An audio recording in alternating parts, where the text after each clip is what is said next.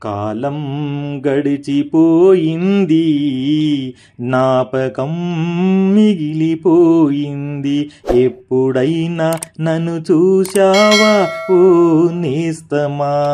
Hi friends, welcome to my channel. Friends, ఈరోజు మనం జమ్ము గడ్డి గురించి 2 విషయాలు మాట్లాడుకుందాం. ఇది ఒక రకమైనటువంటి గడ్డి. ఇది నీరు నిల్వ ఉండే ప్రాంతాలలో బాగా పెరుగుతుంది. వాగులలో, వంకలలో నీరు బాగా నిల్వ ఉండేటువంటి ప్రాంతాల్లో ఉంటుంది.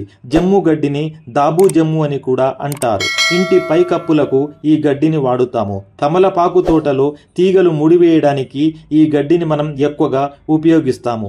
నేడు మన భారతదేశంలో కాంక్రీటు బంగ్లాలు, పెంకుటిళ్ళు, రేకుల ఇల్లు ఎక్కువ కావడం వలన ఈ గడ్డి యొక్క వినియోగము రోజు రోజుకు తగ్గిపోయింది.